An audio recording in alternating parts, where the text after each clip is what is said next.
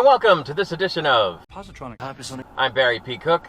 As you can see, or as you may not be able to see if I did it well enough, I'm in the satellite studio today, not my regular studio. Anyway, I'm here to do a review of the movie Prey. Now, I'm a little bit behind the 8 ball on this because it came out a while ago.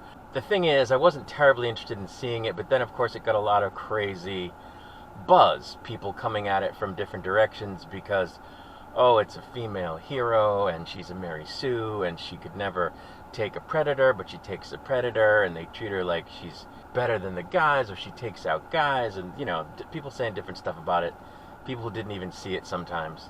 So I thought I'd give it a watch and give you my review. But before I do the review, let me just tell you the basic plot details. So the movie starts, and we find out that it's 1719, and we're in the Great Plains, and there's a young Comanche woman named Naru, who has been trained as a healer, but she dreams of becoming a great hunter like her brother, whose name I'm going to butcher, but I think it's Tabe.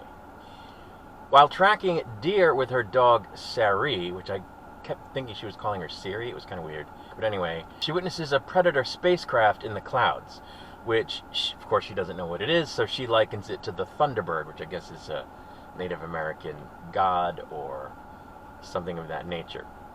And she takes this as a sign that she needs to prove herself. Her brother Tabe agrees to bring her to join the search party for the mountain lion that apparently attacked one of the tribe's hunters recently, but only so she can provide medical treatment if they find the hunter alive. They retrieve the wounded hunter and head back to their, I guess, camp, but Tabe stays behind to try to find the big cat so he can kill it. Meanwhile, Naru, finding unusual tracks and a meticulously skinned rattlesnake, circles back with, I guess, one of the tribesmen named Pake, and finds Tabe. Together, the three of them set a trap for the mountain lion, but it actually kills Pake. Naru then faces off with the big cat on the branch of a tree. This was actually a pretty cool sequence. She's waiting in the tree for the lion with another tribes member. I think it was her brother, or it might have been the other guy. Anyway, something goes wrong, and she ends up facing down the lion by herself in the tree, balancing on a limb. It was a pretty cool sequence, but she ends up falling and striking her head while confronting the lion after being distracted by strange sounds and lights in the distance. When she wakes up, she's back in her family home, having been carried back by Tabe, who then went back to try to kill the lion. So he later returns to the village carrying the dead lion on his shoulder, and this earns him the title of war chief. But Naru is still convinced there's a greater threat out there, so she takes off with the dog. And after coming across a herd of skinned bison, and I'm talking about a herd, there were like, I don't know, 25 of them, 30 of them, easily, completely skinned, and I'm going, holy crap, the predator must have done that. And it was gruesome and just a very macabre scene. Anyway, she and the dog are attacked by a grizzly bear. The bear is killed by the predator, and again, this was a really cool sequence, during which she's like hiding out under some brush and stuff, trying not to get killed by either the bear or the predator, and you see the bear fight the predator, and it was pretty wild, actually. But, of course, the predator kills the bear, and this gives Naru time to escape before running into a group of Comanche, her fellow Comanche, sent to find her. The predator ambushes and kills all of them in combat, while Naru is caught in a foothold trap. So she's scrambling around as the attack's happening, and she gets caught in a foot snap trap. And the predator leaves because she's no longer a threat. Now, the next thing that happens was kind of out of the blue, but some French voyageurs show up. They are trappers, basically, from, I guess, Canada in this case. And they were the ones responsible for killing and skinning the bison. And I should have known there were humans involved because the foot trap thing also catches the dog early in the movie by the tail. It doesn't really hurt him, but it catches him briefly. And I should have known that wasn't like a predator trap, but it didn't occur to me. And I certainly knew it wasn't a Comanche trap. But anyway, it turns out that they had killed and skinned all those bison, which, I don't know, it seems to me that would have taken a long time. So I'm a little dubious about that. But apparently, they're the ones who did it. And they find Naru, and they put her in a cage. Their translator, a guy by the name of Raphael Odolini, questions Naru about the predator.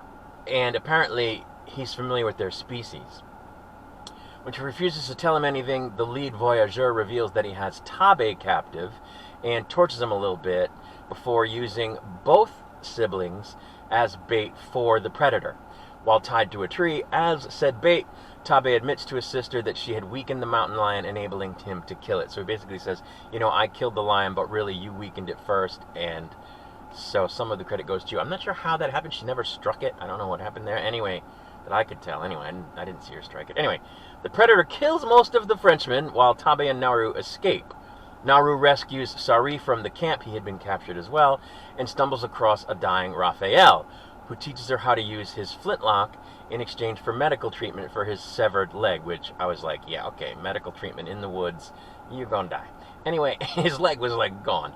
Anyway, she gives him some herbs to facilitate this healing, and it reduces his body temperature, which we saw before when she used it on the wounded hunter. But the predator shows up, and he's walking around. Raphael plays dead, and Naru realizes that the creature can't see him, but then the predator actually steps on the guy, he screams, and of course the predator kills him. Tabe arrives on horseback to rescue Naru. Together they weaken the predator, but it actually kills poor Tabe. Naru runs away. She finds the surviving lead Frenchman, and she knocks him out. She cuts off one of his legs. To cut his leg off. Nice. And she gives him an unloaded gun before eating the same herbs that she gave to the other guy in order to hide her body heat to bait the predator to kill the voyageur. She uses Raphael's pistol to ambush the predator, knocking off his laser targeting mask. She steals the mask and then runs into the woods. She then lures the predator into a mud-filled bog pit before using his own mask to turn his own projectile weapon against him, killing him instantly. Now, I wasn't sure how that worked, because apparently he uses this mask as where his targeting device is, so when he's shooting whatever he's going to shoot, whatever projectiles. But, like, if he doesn't have it on and he's shooting the projectile, it just wouldn't target. Right? Because the targeting device, like, if it's, on the ship, right, it's not going to, you're going to shoot the projectile, it's not going to fly up to the ship and hit the ship. So I don't understand how, if she placed the mask over on the side and he's aiming at her with his arm, the targeting of the mask is still connected to the weapon and it targets him because it's facing at him. But I didn't understand that, because the thing is in his arm. Like, I didn't understand that. I might have to watch it again, but anyway, she kills him that way. She then takes the head and the flintlock back to her tribe. They honor her by declaring her a war chief, and in the end credits you see like a sort of a cave painting thing that you're supposed to imagine they did at some point, which shows that there were actually 3 predator ships arriving in their territory. So I don't know what that means for the future, but anyway, that's where the movie ends. So, I enjoyed it. I loved the action scenes. The bear attack was crazy. Like, it's CGI, obviously, but it seemed real. It was very well done. The predator, of course, pulls off some vicious killings of both man and beast several times, and that was pretty cool. I liked the twist of the French guys. It was pretty interesting to throw them in there. So, overall, I enjoyed it. I didn't think it was any great shakes. I didn't think they did enough to distinguish these, the main characters as Comanche versus just anybody else. There's very little, Native American tradition depicted. There's very little Native American sort of things brought up into, they don't depict them doing Native American traditional things. They don't depict them talking about Native American ways. So it was very light on the Native American aspect, which I thought could have been better. I was supposed to watch it in Comanche, but I forgot, and then I couldn't figure out how to change the audio, and that's because there wasn't a different audio track on the video I was watching, because there were 2 videos on Hulu, and I didn't notice that. I might have to rewatch it in Comanche, because it's apparently a better experience, but especially in that vein, the Native American aspect, obviously. But, a lot of people, like I said, had a problem with this. Oh, she's a Mary Sue. She's 100 pounds soaking wet. How did she fight her fellow Comanche and win? How did she fight off the big burly hunter guys and win? How did she fight the predator and win? First of all, no man is a match for the predator. No human, right? So anybody's going to get their ass kicked. And, even at that, some of the Comanche and some of the French guys hold their own for like 45 seconds against it. So and they do wound it. So, you know, it's not like it's impossible for humans to fight this thing. You'd have to have some skill and a lot of luck to survive. And, you know, that's possible, right? It's not impossible. So, even without modern, you know, weaponry like they have in the other Predator movies. So, although ultimately what killed him was modern weaponry. Anyway, I didn't have a problem with it in the end. He had fought a lot of guys. He had been weakened. He was bleeding. And at one point, she just jumps on him from a tree. He doesn't know where she is because he can't see her. And so she jumps on his back from the top of a tree, and that gives her a certain advantage. She's able to wound him that way. So, you know, that was believable to me. And then in the end, she just outwitted him, which, you know, isn't any less possible for a young girl 100 pounds soaking wet than it is for a burly dude.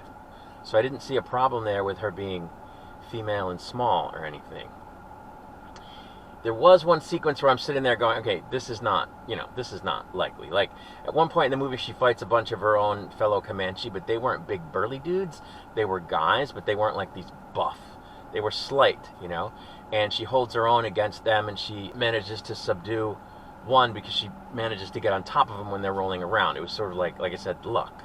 So, again, I could buy that, because then the next guy takes her on and she doesn't beat him. He's able to subdue her. So, you know, I could buy that. But then she takes on these big, burly hunter guys, like 4 of them. And these are big dudes, like wide, broad, tall, thick dudes. And she kicks their asses. And, you know, she is a Comanche. She does have some kind of fighting skill. And she had an axe and everything. But, like... And she's very agile. She was much more agile than they were because she's small, and that's believable. But, like, you know, there was 4 of them.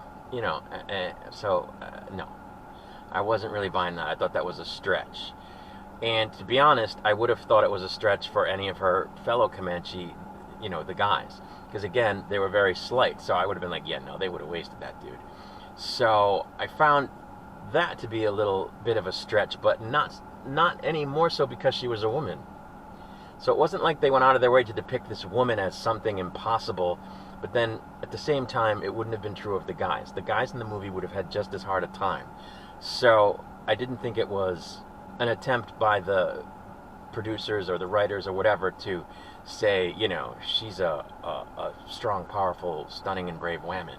I don't think that's what was happening. They just wrote a movie, the protagonist happened to be female, and some of the sequences were a little bit not believable, but would have been even if they went with the guys in the movie. So, I didn't find a problem there. I mean, I guess you could say, why did they pick a woman to begin with if they weren't trying to do a women's story, and I don't know. I mean, to me, I find the story of a woman surviving the odds in that way to be a little bit more compelling.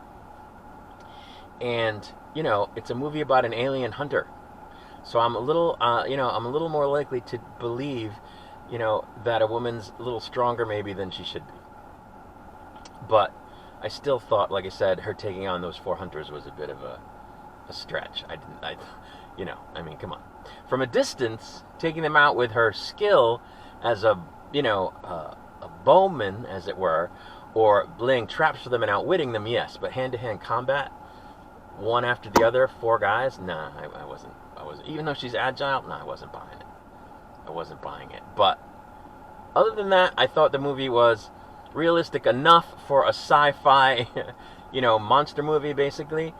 And I thought the story was decent, although, like I said, they kind of just paid lip service to the whole idea that she was not taken seriously as a hunter because she was a woman, which, again, people are going to complain about, they had to show the downtrodden woman being treated badly by the men. But that's how it was, I would imagine, in, 1719 in a Native American tribe. The women had their role.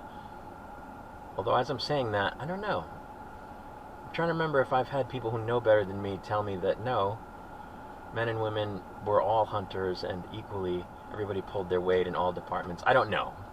I guess I shouldn't comment on that aspect. But, yeah. I mean, I thought it was a decent movie. It wasn't any great shakes. They didn't reinvent the wheel here. I would watch a sequel with the same characters. That's about it. But anybody who tells you this movie is super, super unrealistic because they go way over the top, making her way overpowered than she ever would be, it's not true. They stretch credulity a little bit on that front, but, you know, it's called suspension of disbelief, and it's a sci-fi movie. So, I mean, you know, you believe this alien guy came down from space and can turn invisible. You can believe a woman is a little bit stronger in the movie than she might have been in real life. You know. But I still think she shouldn't have been shown taking on those 4 guys. I think that was pushing it. But anyway, overall, it was believable for, you know, like I say, a sci-fi movie. Anyway, those are my thoughts on the movie Prey. I'm going to get out of here. I will be back in future with more movie reviews. Until then, I wish you peace and long life.